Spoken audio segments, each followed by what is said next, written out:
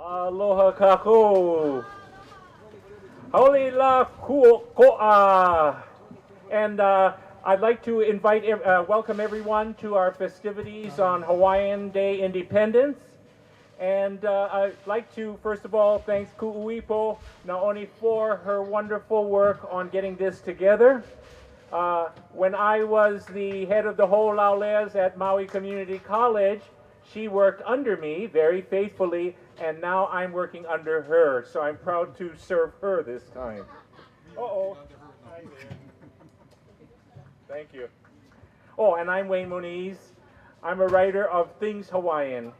And you can always help me out by going on Amazon and looking up Moniz, and you'll get a hit for all my books that are on there.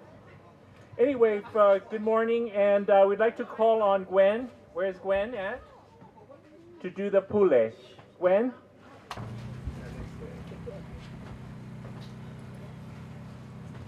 Aloha and mahalo for coming and helping us celebrate this wonderful day. We ask to pulika ko. We thank you, Lord, for all the things that you've given us today, the beautiful sun, the wonderful weather, the people with so much talents that you gave them before they were even born, not knowing that today they would be here to reap the benefits of your talent that you gave them. Thank you for the things that they're selling today, and bless them with the sales, and bless the people who come, and bless the coordinators and the board of directors and all the helpful hands that put it together. Bless the little children who come here and play. And one day this place will be filled with joy and celebration. For this is a wonderful time at the end of the year to celebrate your Son, Jesus Christ. And all these we ask in his Son's name. Amen. Amen. We'd like to, first of all, recognize some of the people that are making this possible. We want to recognize the Royal Order of Kamehameha, Kahikili Chapter 4, Maui Film and Research, the Kue Petition as it continues, 101 Financial, Koea, and I'd like to thank Richard Dancel for setting this up. Also, some donations have been made for hospitality today. Poi by the Pound has donated food. Fong Store and Four Sisters have also donated food for the people speaking today. I'd like to call on Ka'eo to welcome you officially for the Keokea Farm Lot Association.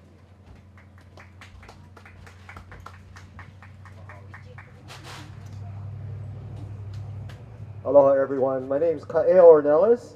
I'm representing our president Robin Uhals of the Keokea Homestead Association and friends of our Homestead Association. It's a community of friends, family, and people coming together and share. And this is the stuff that we love to do here at Keokea. Today is a good example of the many things that we do throughout the year. We love having everybody here. We love our vendors being here and others. And it's a joy. It's not a job of just giving back and doing more for each other. So, welcome again, and aloha, and we'll see you throughout the day.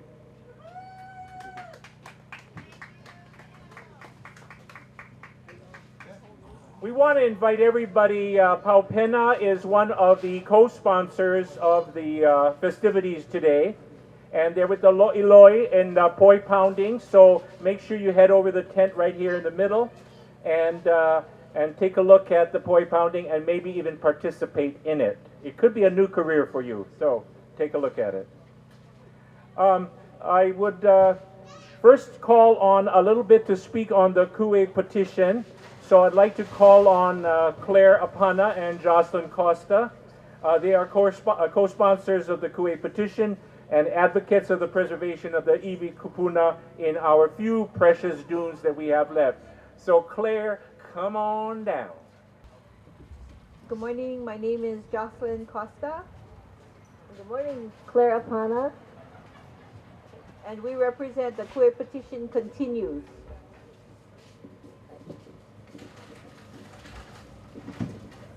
For those of you who don't know us, I think most of you do, this is the continuation of signing of the Kue Petition. on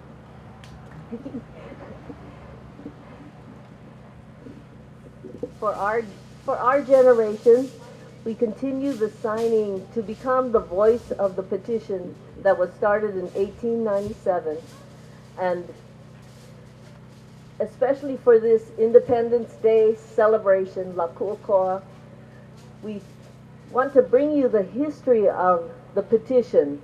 Very, very quickly, I'm going to let Jocelyn tell you the importance of this. For me, the petition represents our kupuna, and it has to do with genealogy, really.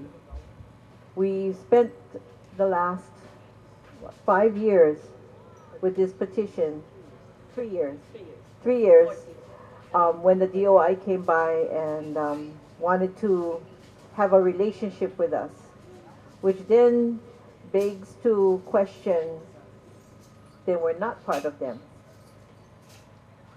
So the separation there we found as we were watching and listening to some of the testimonies when the DOI came was that they wanted to stand with their kupuna in the Ku'e petition.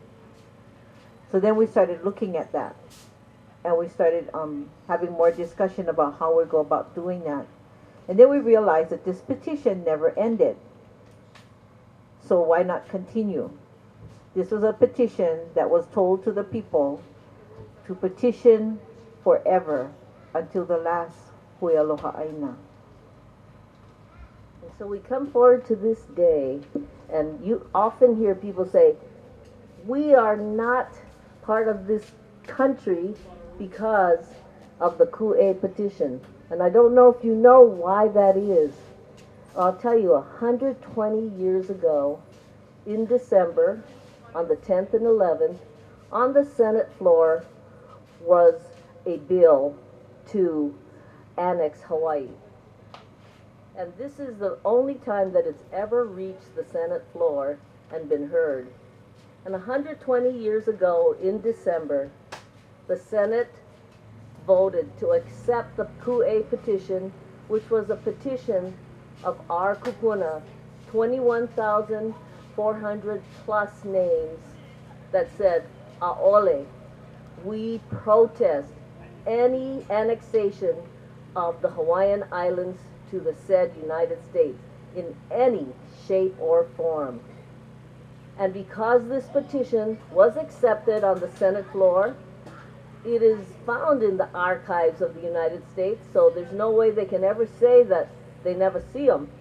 They saw them, they get them, and we can go and visit, but they know that these people signed the petition saying, we do not agree to become citizens. And this became the vote of the people, because they never did take the vote because they knew they wasn't going to win. There was no way that they were going to win with the people of Hawaii saying, we want to become part of the United States. There was no way that was going to happen. And this Ku'e petition became the vote, the only vote that was officially taken by the United States of America. There were 2 petitions that was distributed, one from the men and one from the women. So the women had collected a little over 21,000 signatures within 2 months. The men also collected about 17,000. When they went to Washington and met with the Queen, they took a delegation to meet with a senator of the United States Congress. His name was Senator Hoare. And he invited them to come and discuss this possibility. And when they knocked on his door on a cold winter night, they said this Emma Cooley opened the door and welcomed them in. And when he did and he discussed with them, they looked at both petitions, because one was a little bit harsh. It was kind of like, the men's one was like, just get off my island. And the other one was just to say, we protest against annexation. So they accepted the 21,000 signatures for the Hui Aloha Aina. And therein is question where the Patriotic League, the men's signatures still exist and where they are. So in actuality, there was over 38,000 signatures collected in a population of just a little over 40,000.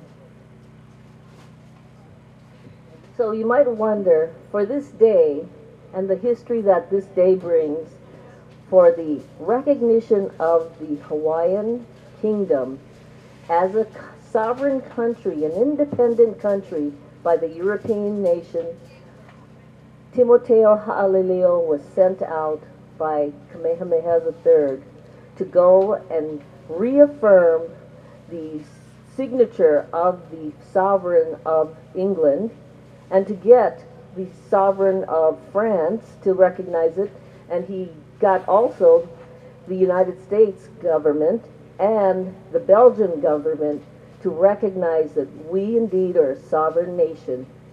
You know that we were the 9th nation in that union. We were not like the 40th or the 50th. We were the 9th. And to hear the story told, they say that we're savages, and we don't know, but we had a constitution, which we had, and we still have that constitution because that constitution has never been nullified. And this constitution gave rights to the people. Our mo'i gave rights to become a constitutional monarchy so that we could go out in the world. This is a time when other nations in Polynesia and around the world were being overtaken by the powers of Spain and England in the great colonization. And he sought to see that we would be free. So Ha'alilio went out with 2 missions. 1, to get the recognition, and 2, to get a crest, a flag, a banner to represent our nation. And when he returned in 1843, March 23rd, the recognition was there, and they were executed by the sovereigns of those nations. But Ha'alilio came back dead, and with very questionable circumstances, because for one, he didn't have a heart, and for another, his liver was ossified, and there was no crest. The crest shows up years later, after Kawiki'ole is already dead, and Richards, who accompanied Ha'alilio through this journey, says that Kawiki'ole gave it to Thurston for his service to the Kingdom of Hawaii. To Judd for his service to the Kingdom of Hawaii. And so the Judd family claims it as their crest of their family, and I beg to differ.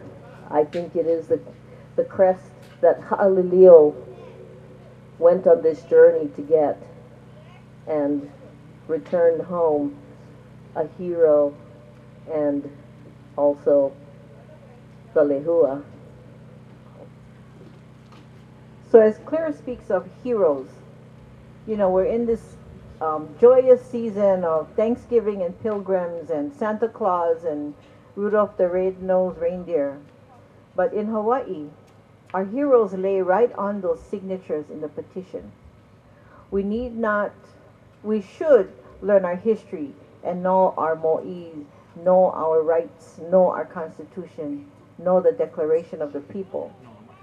But even more importantly, what we need to know is our ohana. And so when we go to the database that has been created through the Ku'e Petition Continues, you may find your kupuna. And I want to share with you a story of continuity for this petition. This petition was done in 1897 and on September 11th. And so there was no question. No one said, well, what is this for? No one said, I'm not sure if I want to put my name on that. No one questioned it. It was for the for loyalty to the country. Well, when we bring this petition out, we now have these types of questions. What is this for? Where are we going to send these names to? It is stated on the palapala exactly what it's for. It's to stand with our kupuna against annexation in any shape or form. And although there might not be any legislation right now that the petition would need to garnish against, it is our responsibility, our kuleana, to be prepared. You know, even within the Bible, it says, you be prepared. Yeah, are you ready? And so don't be discouraged if you don't find the kupuna you're looking for, because like I said, there was 17,000 more names that have yet to be discovered, but we at least have captured a little over 21,000. And you'll be surprised, now that it's in an alphabetical order fashion, you can find the name and we can help you look for it in the signature book itself. And once you have that conversation with your kupuna, you can then make that decision to affix your name onto the petition, no different that day. So when we brought this out, the Nakanilua family heard about it, Kyle Nakanilua, and he said, I want to see this, Jas. And when he looked at it, he says, can I take a signature page because I want my family to sign together? And I said, of course. So his grandmother was here in Kula Sands. And she said, I know what that is. She goes, I want to sign it. And he goes, you sure? Yeah, I want to sign it. She goes, open that signature book to page 221, I believe it was. She goes, that's my mother who signed the Ku'e petition. So the continuity went from mother to daughter, to son, to grand mo'opunas. So find your kupuna. Yeah, you might find that it's not that far away. My father is sitting here. He's demonstrating throw nets. His grandfather signed the petition. His mother was not given that opportunity, but now he continues that legacy. And I do, and my children do, and my grandchildren do. So we have a length of 7 generations to track on that petition. So I invite you, if at all, to come and find your kupuna, to do your genealogy and search your heart. And I want to tell you one more thing about petitions and Kanaka people. And I want to also, before I forget, I want to recognize Hawaii Film and Guy, who's taking the movies here, and Laurel Douglas for keeping the history of Ha'alilio alive and continuing the quest for so many years to find out what really happened to him. After Ha'alilio returned home to the mourning of our nation, weeks later, a petition came in to the king. And that petition was the first one, 1843, where our people knew that they could petition their mo'i to tell him, to tell her what they needed, what they wanted, what was in their heart. And so we invite you today to follow that example and sign with your kupuna, with the nation. Even if you don't have kupuna, you can be a supporter and sign this petition to show what is in your heart about the nation and kingdom of Hawaii. And we thank you so very much for allowing us to give you that history. Mahalo. I also wanted to mention that Jocelyn spoke for the Iwi Kupuna for the county council, and I gotta say that was one of the best presentations I have ever heard on the robbing of the sands of Maui Lani. And what she did was she covered it on all levels. There was a cultural level, there was a legal area, there was a personal level, there was an emotional level. I couldn't see what more you could argue about the robbing of sands. So I congratulate her and Claire for not only doing the petition, but also working on that project as well. Thank you.